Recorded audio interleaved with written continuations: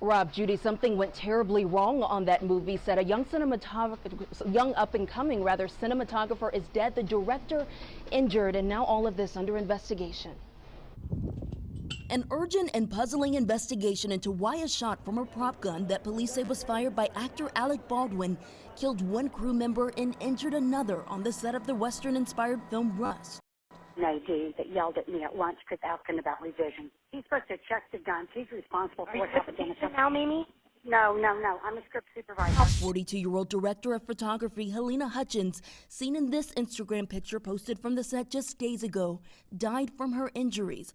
Heralded as a rising star behind the camera, Hutchins in this post showing her excitement for being a part of the production. She was the kind of filmmaker who would stand in any uncomfortable place with her camera to get a shot that she thought would be the right shot. The other shooting victim, 48-year-old director Joel Souza, reportedly released from emergency care.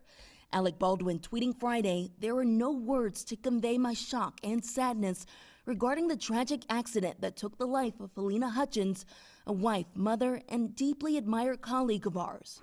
Baldwin going on to say he's fully cooperating with authorities as they address how this happened. There is a system of checks and balances before any actor is touching a prop gun. And that usually includes a prop master bringing the prop over to set, then an AD checking the prop gun, and then it goes to the actor. The district attorney reviewing the incident, releasing a statement saying, "We don't know if charges will be filed. We will look into all the facts and evidence of the case with great discretion."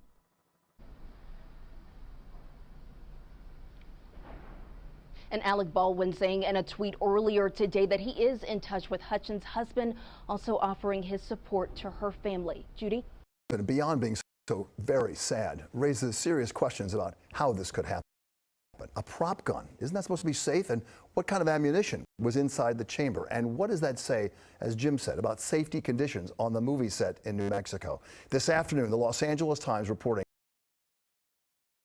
a non-union camera crew worried about safety, and after three prior misfires with that gun, walked off the set before the shooting. Entertainment reporter Sandy Kenyon is here with that part of our story.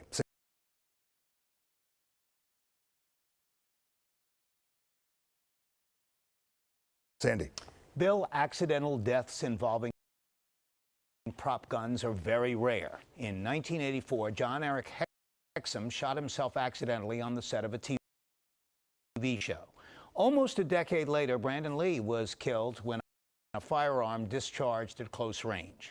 And now, almost 30 years later, another tragedy.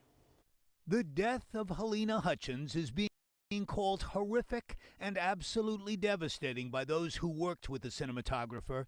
She was considered a rising star in this industry, where now so many are wondering, how could she be killed by a live round on a film set when safety procedures are normally in place? It's a very strict process, very controlled, because they obviously know we're dealing with weapons that are capable of firing live ammunition.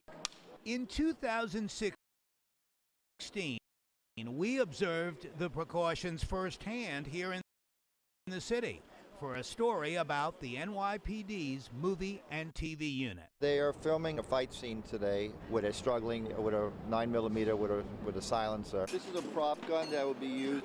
What we always do, we double check before they actually start to film so there can be no problems.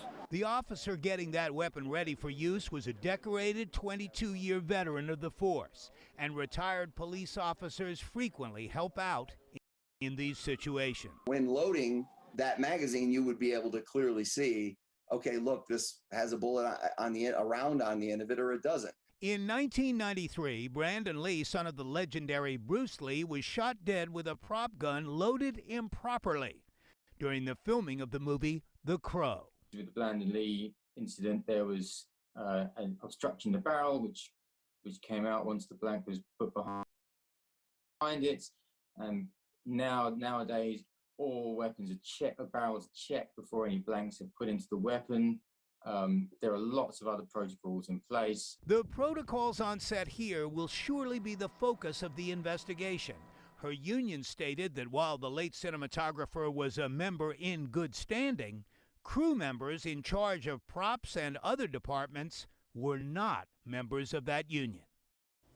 The International Alliance of Theatrical and Stage Employees, known as IATSE, recently negotiated a new contract with producers, and safety was one of the key issues at the bargaining table.